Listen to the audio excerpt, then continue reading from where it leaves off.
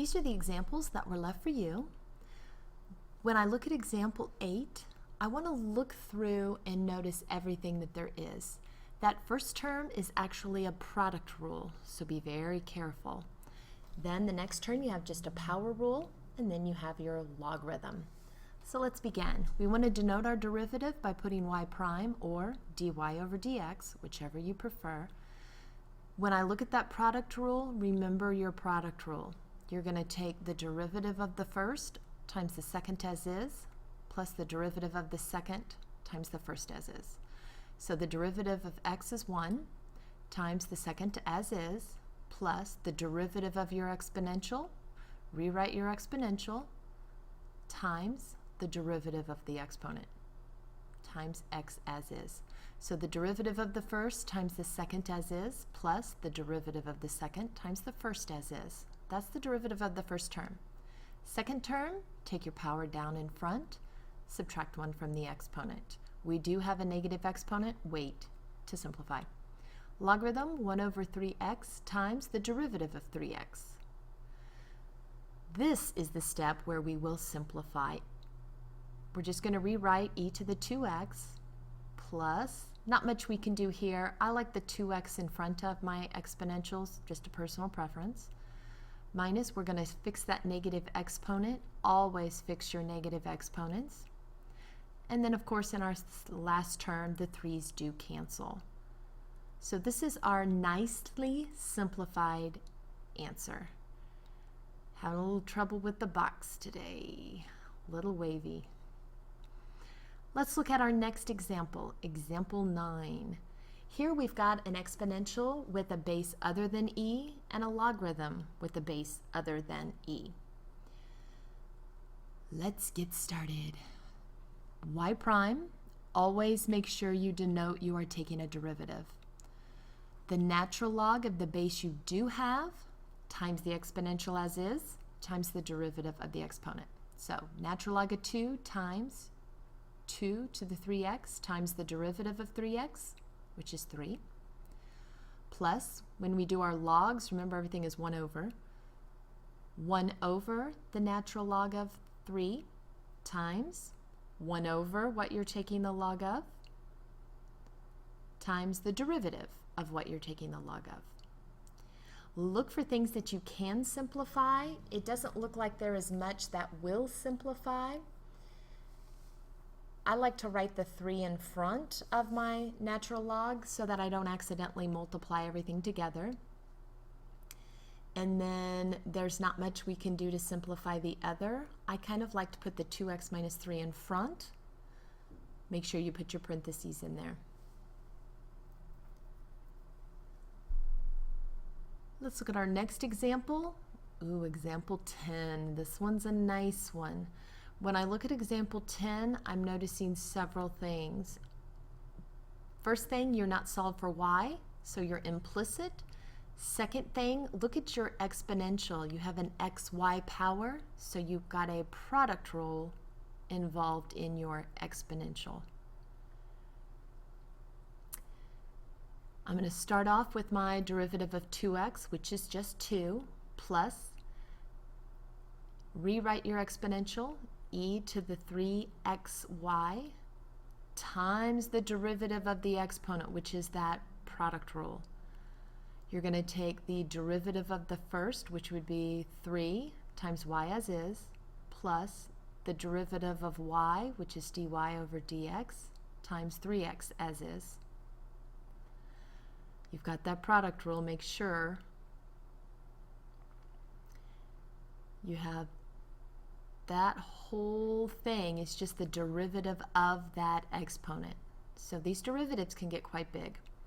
The derivative of 2y is 2 dy over dx equals the derivative of 7e to the y, 7e to the y times the derivative of y, which is dy over dx.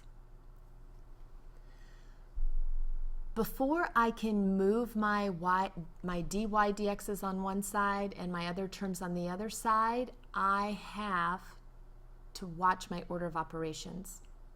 When I'm looking at this, I notice I have an e to the 3xy times that parenthesis. I'm going to have to take care of that before I can get in there at those dy dx's. I will have to distribute that 3xy. Remember, your order of operations, your parentheses, your multiplication comes before your adding and subtracting. So that green underlined, I'm going to distribute so that e to the 3xy times 3y, and that e to the 3xy times that 3x dy over dx.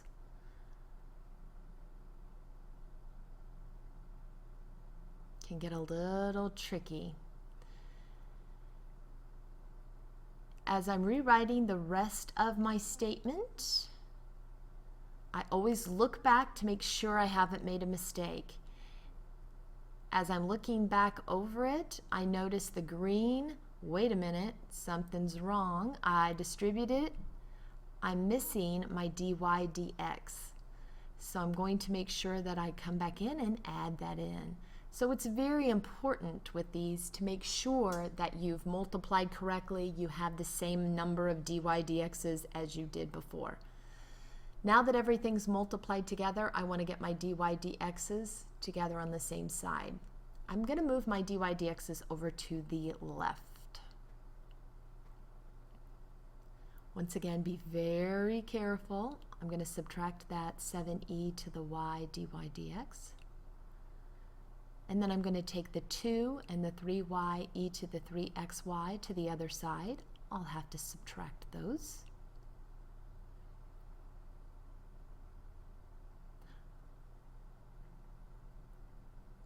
Now that I've got them separated, I can factor out that dy over dx. And I'm going to go ahead and divide by what I factored out, just to save myself a step. Just be careful.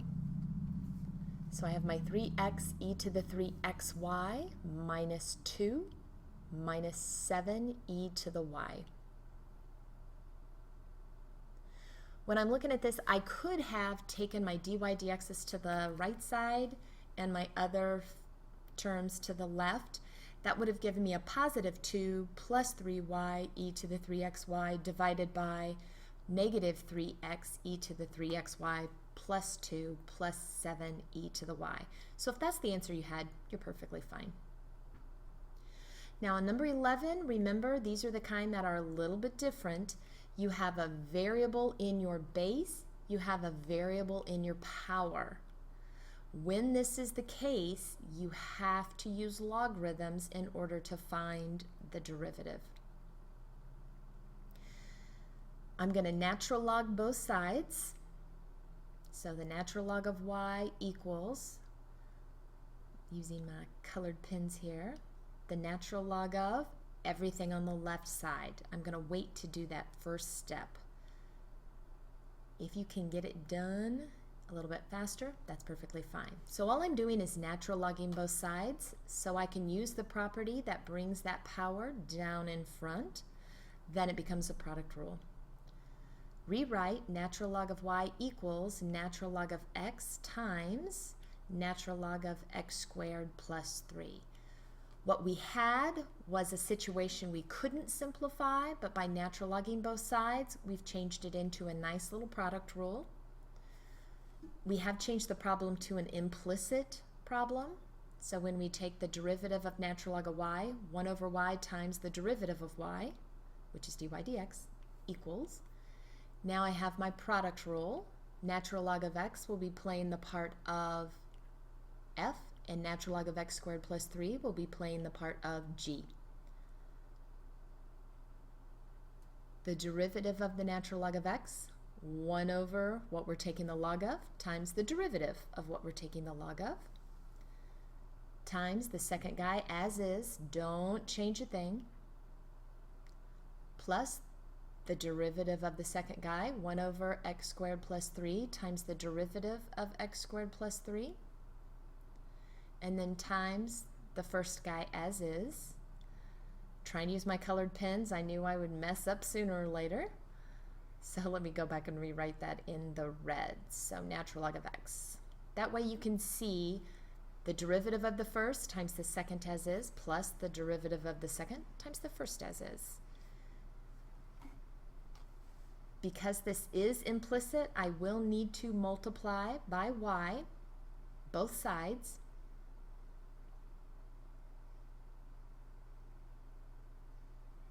Let me simplify first. It gets a little messy. There's not much we can do to simplify, just kind of rewrite it. And if you don't need to rewrite it, that's fine. So now I'm going to multiply both sides by y. I've got to solve for that dy over dx. Make sure that you are putting your parentheses in there. So we have dy over dx equals. It seems like it's not as simplified as before because we're replacing y with the original statement. But what we had was an explicit situation, and now we have an implicit situation. So we've got to backtrack and change it. What we started with explicit, now what we've ended with is also explicit. So this really is the more simplified form of your answer. So make sure you substitute that y back out.